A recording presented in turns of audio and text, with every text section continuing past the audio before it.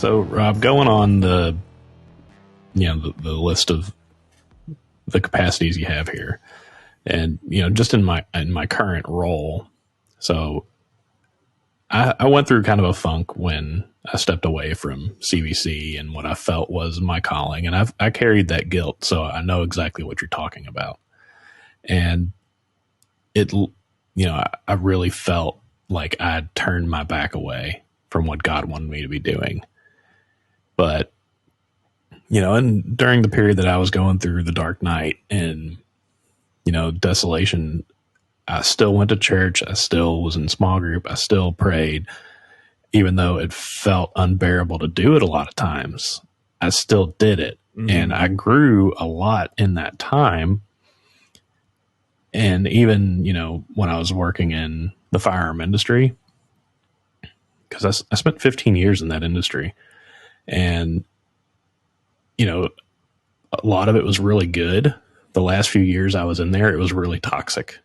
And I realized it was going a direction that I could no longer follow. It felt like I liked what I was doing, but it was tearing my soul from me to continue on in that. Yeah. So I had to leave, and I did. And now I'm in the landscaping industry, the green industry, and it's not glamorous. It's not what I thought I was going to be doing, but every day I can wake up and, go into a job that I actually do like. And I genuinely care for the people who I work with and the person I work for. And him and I have conversations regularly, where he'll just ask me something, kind of out of the blue, and we'll go into these deep conversations of faith. And, I'm able to share deeply, my faith with this man. As a man, he genuinely cares about people. He loves his employees to the point where one of the guys was going blind from cataracts. He was unable to work. And he was just like, man, that's all you need is surgery for cataracts? He's like, yeah. He's like, well, let me handle that for you. Like, a guy who worked for him for a decade wasn't able to work anymore. And he's just like, let me pay for this for you, please. Like, come back to work. Like, I value you more so than the money that it takes to, So, just in that position that I am now, I'm able to serve and to love on people and, do great things and impact their lives, whether or not, I'm the one who leads them to Christ. I'm at least able to share, what Christ has done in my life, how he's transformed me, and, just show up to work every day and serve them in the capacity because I'm supposed to be their leader.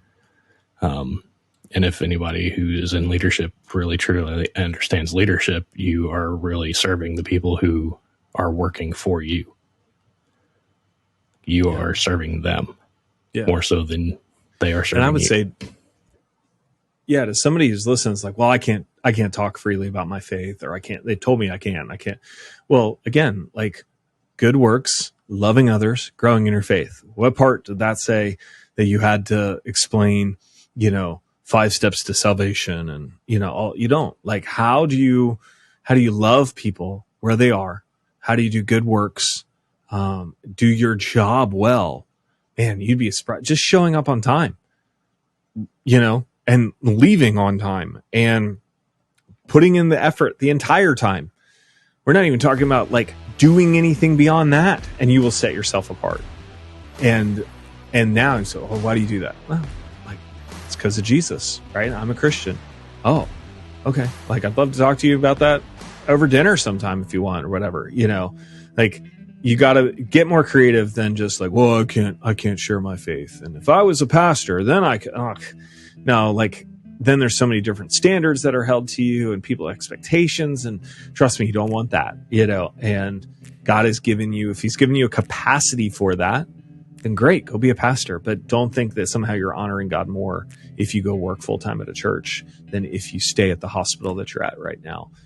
If you stay at the landscaping company, if you stay at the fast food restaurant, wherever you are, you can do good works, you can love others, and you can grow your faith.